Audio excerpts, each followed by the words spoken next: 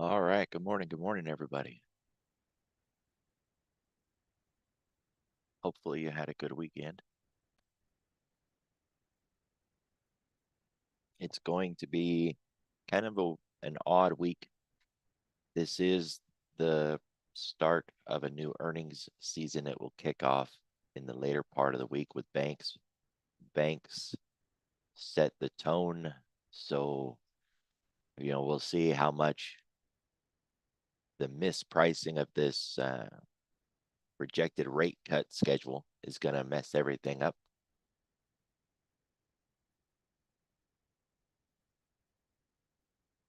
China will be back from holiday tomorrow. So we have that as well. Today, got some Fed speakers, additional auctions. But really, it's later in the week that things are going to kick off.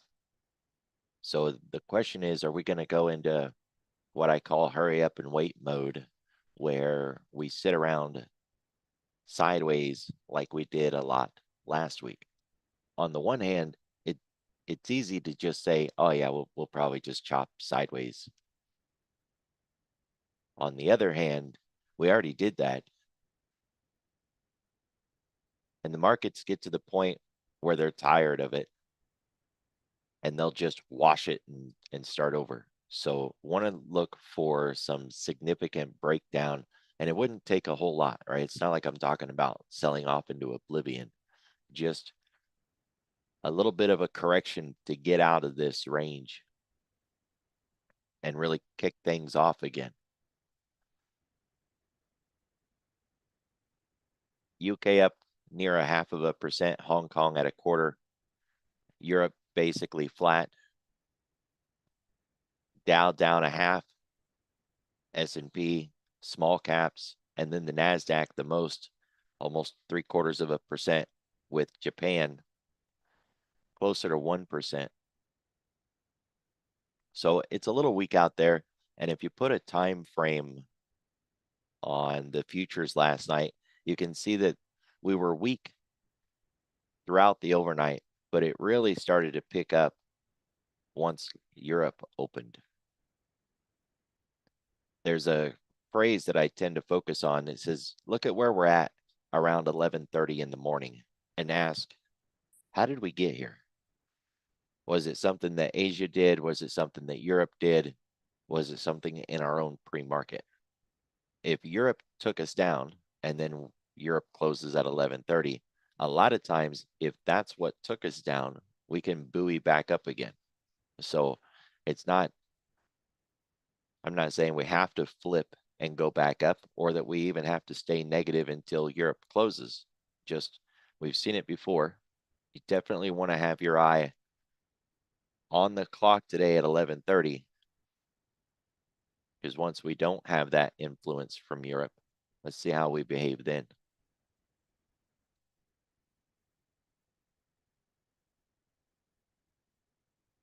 It says we only have auctions at 11:30, but as I've said before, if you see auctions at 11, just go ahead and assume that we also have auctions at 11:30, 1 o'clock. Those are the 3 time frames, right? So if you see auctions anywhere on any of those 3, just assume the other 2 time frames have them as well. You can check every single economic calendar out there, and you still wouldn't find all of the events for the day. Not to mention, a lot of places are only showing the US. They're not showing economic events for around the world. The ones that don't get shown, a lot of times it's just because they don't really have much of an impact statistically on average, but that doesn't mean they can't have an impact. Rather than trying to figure all of them out and hunt them all down and hope you got them all, it's easier just to watch the clock. Government's pretty lazy. They'll come out on the half hour or a new hour, sometimes on the 1/4 hour, but really just focus on the half hour and the new hour. If you saw the Europe market wrap, you kind of get the idea about that weaker signal They talk a little bit about the dollar.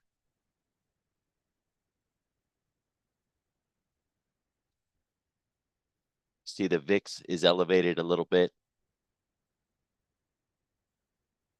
The dollar had that big pop last week, and it's just been holding up there around that 102.5. But the 2-year, well, that didn't stop. So we had the big move on Friday.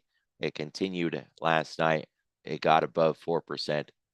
The carry trade just fell out of bed, starting to break down. We may see more on the ES now because of that. The GEX flip point is overhead.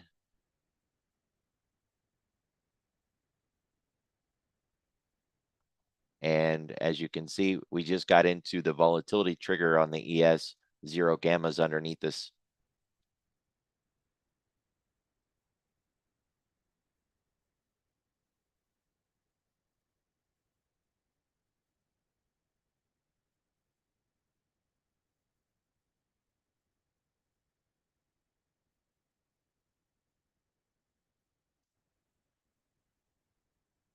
So this candle right here, we're on a weekly chart.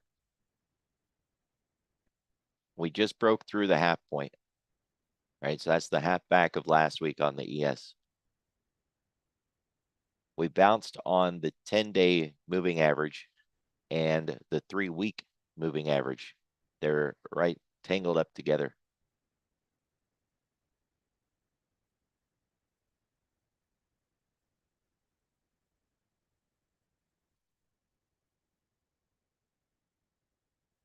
Tighten this up a little bit. Measure out just Friday's range. And same thing, we just hit that half back. We're trying to get back above it. So we've got a lot of structure here that we're hitting, right? 10-day moving average, 3-week moving average, half back on the week, half back on the day. There's a lot of structure here, and it needs to hold. Because if we get underneath this structure, then it's going to be a resistance over our head that we got to struggle to get through. And it has been very clean, systematic, organized selling, right? It's not like everybody's running for the exit, pounding on the door. Volume's looking really good at 96,000. It's a little higher than we're used to this early in the morning, but we've seen it a lot last week too. So 60s, 90s, 80s. It's under 120, so it's not extreme, and it's better than, say, 45 or 50. So it's not too light.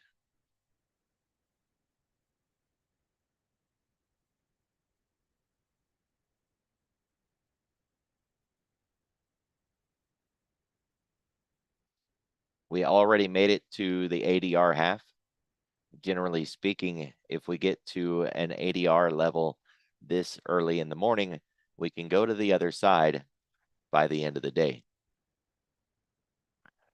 There is another statistic that says no matter how bullish or bearish we are as we come into the open, the market can change directions with a 50% probability. It's a startling number when you think about it. No matter how bullish, no matter how bearish, every day we have a 50-50 chance of changing direction between 9:30 and 10 and doing the opposite of whatever we had been doing before we got there. So just kind of keep that in mind. Now, at this point, we're still sitting inside of yesterday's range anyways. So it's not like we've actually gone anywhere. The argument will start to kick in once we get outside of yesterday's range. What I was doing on the daily chart and the weekly chart is capturing everything. But a lot of times we just want to do the intraday itself. And when we do that, the half back is closer to VWAP at this point, and we're still underneath it. We haven't gotten above it yet. So we haven't, quote, recovered yet. We're still in a bearish posture. And if you do the old school measurement of each leg down and each pullback, then the move lower is picking up steam. This leg down was smaller than the next leg down. And on the other side of that, the pullback's a little stronger too. There is reciprocation of VWAP to consider as well. You know, if we are going to digest a little bit as we get into the open, then measuring this distance to VWAP and plotting it above VWAP would give you a pretty good idea of the next pullback of size. We could do that and still not lose our bearish posture.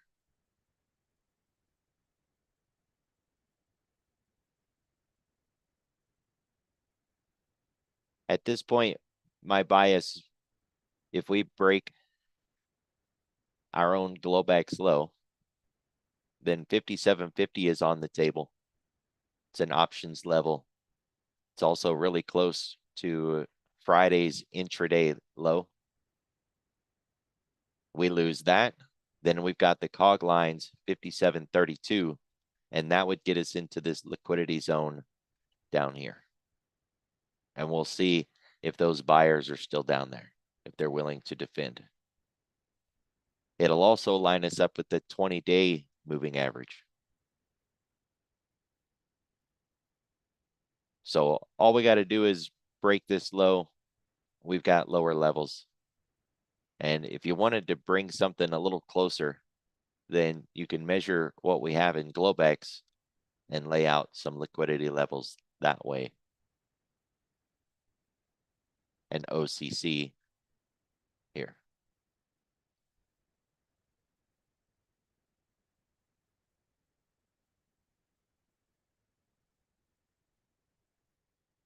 Yeah. OCC opposite candle color.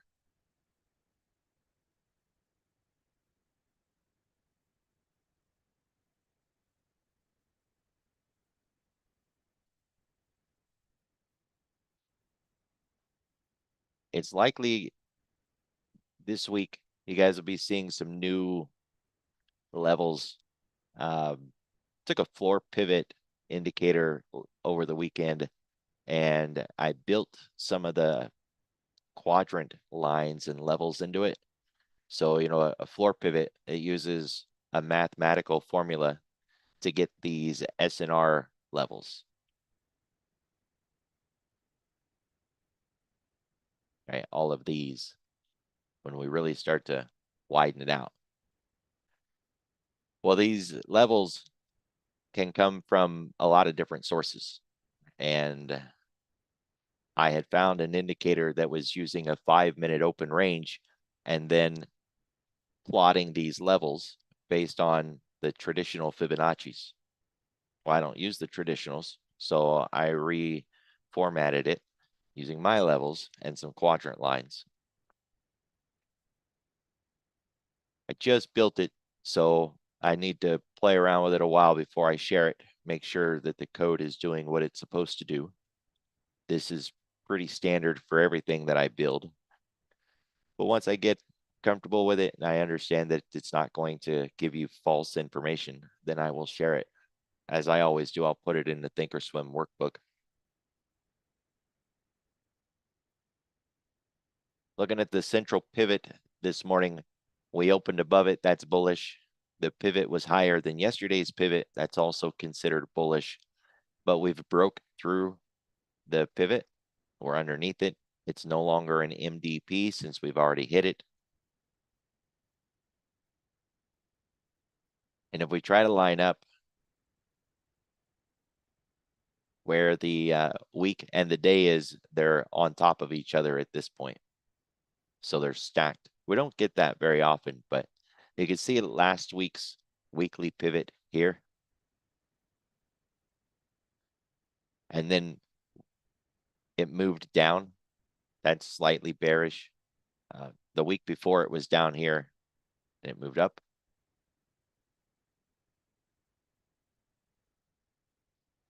It's also wider now than it was last week. It was really narrow, which implies on the week if we was to have broke out that we could really expand. We didn't. It was kind of a sideways week. Now we've got a wider channel, implies that we shouldn't really expand if we do break down. I'm going to continue to argue the markets don't like this sideways forever stuff, and it's going to start to pressure the edges, building something similar to a megaphone pattern.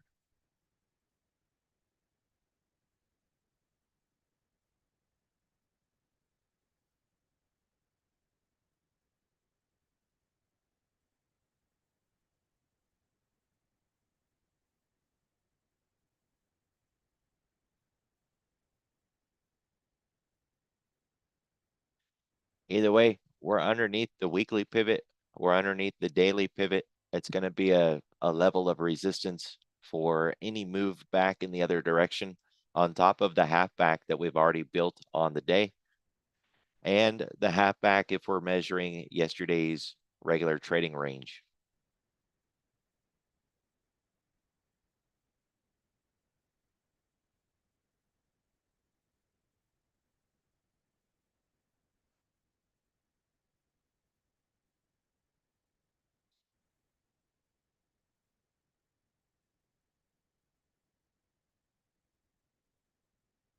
I was working on the ADR over the weekend, trying to build something that looks a bit like a MACD, something to tell us about where the ADR has been. Like right now, the width of the ADR is about 61. Back in the first week of August, it was around 100.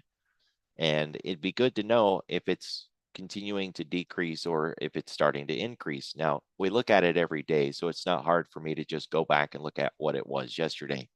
But it would be nice if we had something that was actually showing its curve and whether or not it was increasing or decreasing, much like the distance from the 10-week or the 10-day, the indicator that I built that does that. So I don't have one yet that I like, but it's something to consider. This is another measure of volatility. When volatility is low, the daily range is small. That should make sense.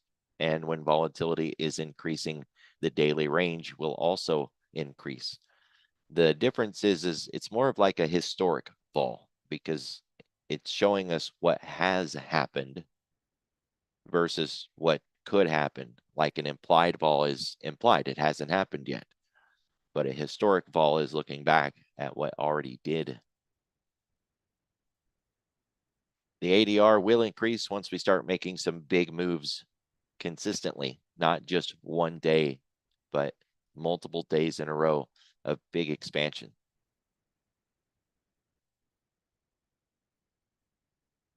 Still, when we turn on the ADR with a history to it, we can see its expansion and contraction on a day-to-day basis. This is a pretty narrow range. It's not hard to get to either side right now. Even getting to, the full ADR, the yellow lines on either side, it's not that hard to do because it's 40 points narrower than it was, say, in August.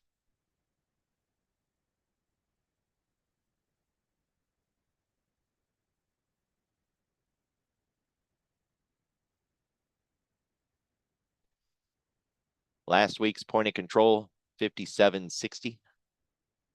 Looks like they took a front run on it, but it's not going to be a surprise at this point for us to go down and hit it. I think I'd be a little surprised if we don't hit it at this point.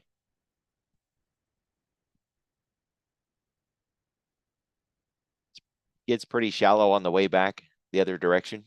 If we break this point of control, we've still got to deal with last week's low. And as we'll see on the 10-day, this isn't as hollow anymore, right? Because we've got some of this built into it. But 57.60 would be an area of interest if we continue this move to the downside, as it'll line us up with last week's point of control.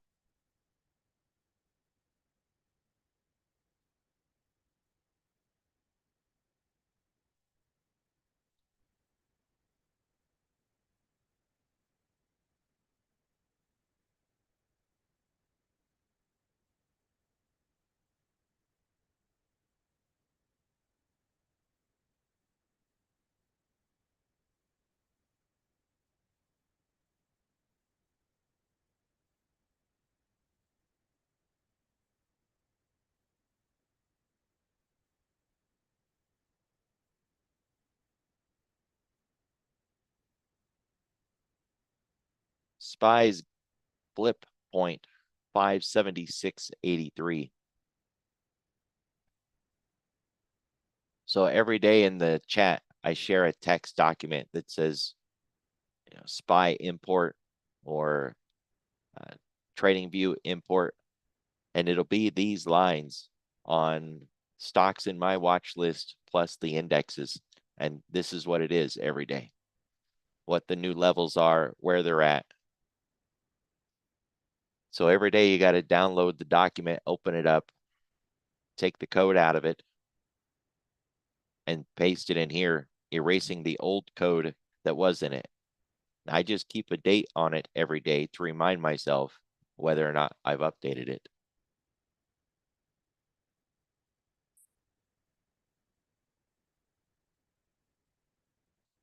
What you'll find is it's pretty close to spot gamma's levels, but they're not always the same because it's two different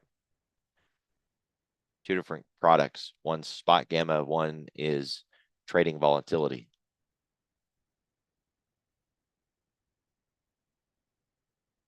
Ten-day, 30-minute volume profile point of control could shift this week. I know it seems like we've been saying forever, it's not likely to shift anytime soon, but we could finally get a shift this week. We're going to be losing a lot of this structure here on the backside. So maybe in the later part of the week, unless we sit where we're at waiting for CPI and PPI,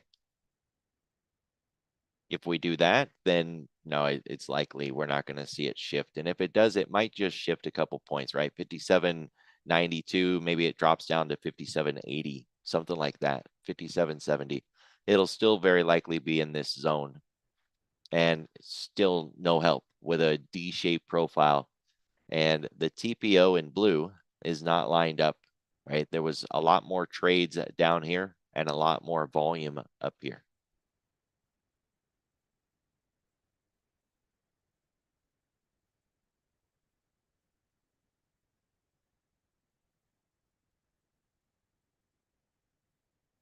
We had a VPOC from Friday, but we've already cut through it. And it cut through it as if it wasn't even there. As I've said before, if you follow the textbooks, they'll tell you to mark these lines and levels and carry them into today's session. I've already got enough of them, so I don't do it, but that doesn't mean you shouldn't, right? Especially if you're looking for some levels. If we had put this here, you can see we cut down through there like there was just nothing there. But then on the rebound, that's where we started to find some trading activity. So it's likely that we cut through that zone just with the push from the flows. And now we giving those traders a chance. Think of it as unfinished business. I don't really like saying it's any sort of support or resistance because we don't know if it will be supportive. We don't know if it will act as resistance. But what we do know with no bias attached to it is that's where the greatest amount of trading took place last week on Friday. And trader's remorse, if that's where the greatest amount of trades took place and we go back to that spot, you got to kind of anticipate that some of those traders are going to reconsider their trade, that there'll be more trading activity at that spot.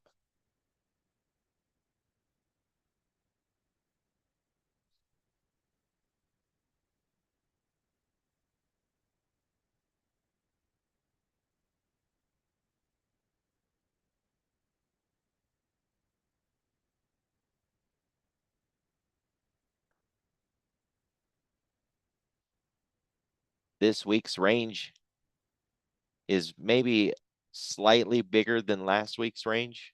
Not really too much into it. The width of this range is based on volatility and time. Well, we have the same amount of time as last week, so that's not the issue. It's just an issue of volatility at this point. So they priced in a little more volatility for this week than we had for last week.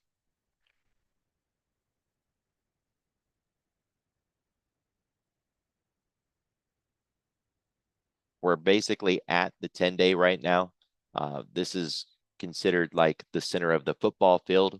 We're not, overbought. We're not oversold. We haven't moved too far too fast. It's ready to go, and we could move 1.5% in either direction from here without a hitch. So, I've had people ask about, doing a strangle or a straddle. I don't really like to do that one just on GP, if I had a reason to, or if the volatility was curved in my favor, perhaps. But I think I'd rather run something like a calendar or a diagonal, maybe even a double diagonal or a double calendar at this point, rather than a strangle or a straddle. But the idea is we can't stay here. We're going to move, and we're loaded up with a full tank. We've been going sideways, which builds energy in the market. We're ready to spend that energy. And from the center of the court, we could make a pretty good size move in either direction. If we had already run 1.5% to the upside, there's not much upside left, right? Or if we had already fallen 2% to the downside, there's not much downside left. But from where we're at, we've got a good shot in either direction with a good distance to it before we start running into extremes. Looking at the 10-week, we're under the 2% level, which is okay. It's not ideal, but it's fine. The sweet spot is between, say, 1.5 or 1 3/4 up to 3.5. So it's not bad. Let's try to spread this out a little bit, put some more time on it. All right, so we can see being at 1.9% above the 10-week, we've spent a lot of time higher than that. We are on the decline. And if we're going to decline and then pause, this is around the time or around the area where we would. If we don't pause, we'll just keep on working our way back towards the 10-week moving average, getting a little bit of a bounce and a reset there. No reason to believe that we're going to make it all the way back to the 10 yet at this point.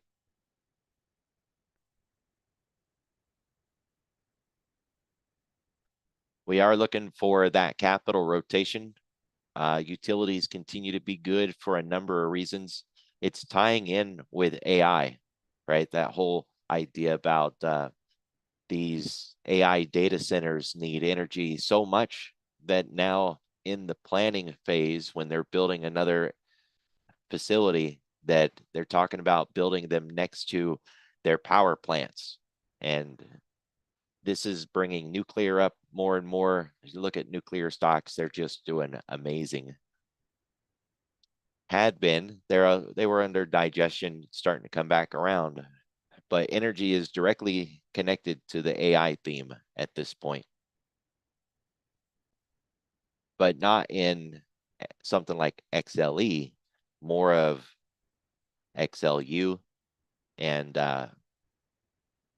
uranium names. For the rest of them, if we're going to get a rotation, Staples is already down over the last 5 days, more than 1 3/4. The rotation that we would expect would be between growth and value. So what rotation, right, is pretty much the argument, because growth is down, value's down. So where's the flip come in, right? This is one of the things I would be really keeping an eye on this week to see if, we got banks kicking it off this week and they're still green while tech and consumer discretionary is red over a 5-day period. If we're going to see that rotation, it kind of needs to get going. Otherwise, that phrase, it's not mine, but I do like it. If we don't get the rotation, we're going to get volatility, right? It's like one or the other.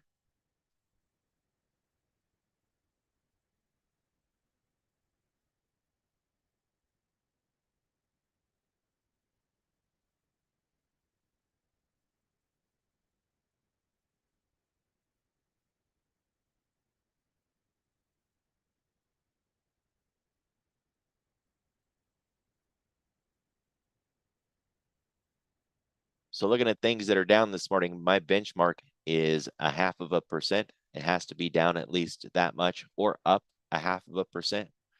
If you're going to do this on your own and you're doing it closer to the open, increase that to something like 1%, right? The only reason I'm using such a low number is because of how early I do the briefing. So 0.5% works for me. If you're doing it at 9:20 and you get a lot of names at 1%, try bumping it up to 1.5%. Right? You're trying to really dial it in and set a high bar.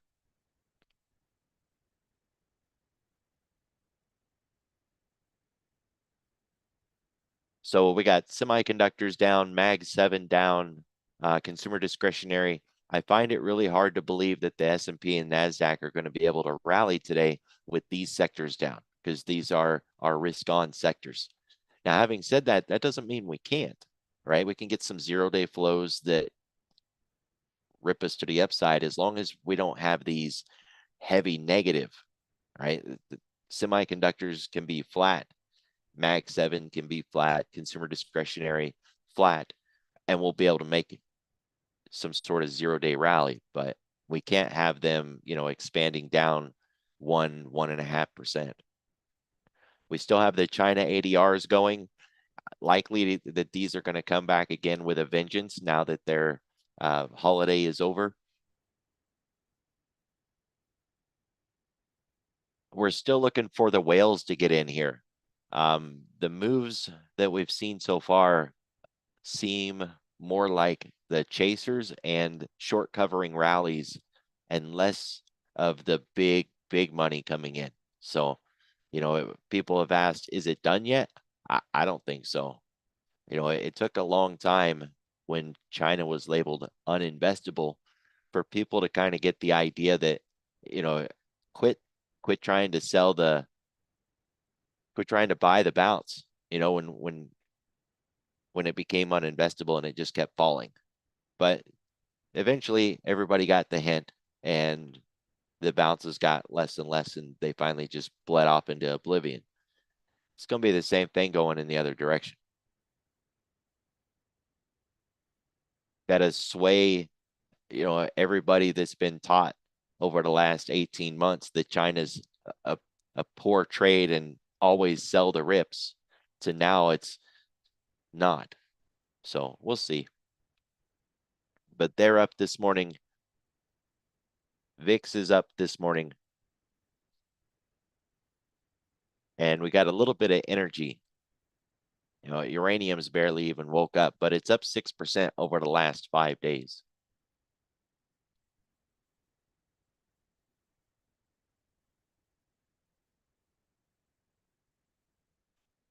Names in the S&P that are up 0.5% or more. We've only got 5 names. That's not very, doesn't feel very bullish. Same thing with the NASDAQ. We've got 5 names. Now, one thing that I like to add in here, if you're doing this, is to put industry or sector in here so that you don't just see the names. You see, is there a particular sector that's up a lot or down a lot? Otherwise, we're looking at this from a perspective of breadth. If there's 100 names and if we have 88 of them all going down, then we've got a better idea of the market breadth out there, that it's not just a few names, but maybe nearly all the names. 28 are down out of 100 in the NASDAQ 100.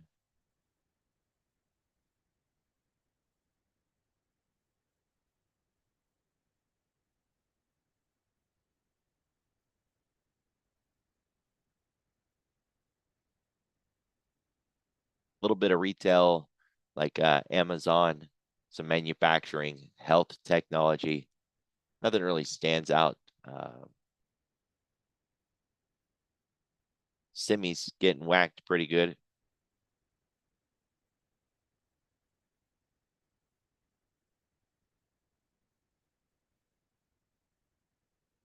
And for the S&P, 12 names are down more than 0.5%. couple of Mag 7 stand out. Amazon, Apple, kind of get the idea. So it's very likely going to be a boring hurry up and wait week for CPI and PPI. And I would be looking for any threat of them to just throw up their hands and say, forget it, and wash it out and start over. If they do that, then we could get a good move down into 56.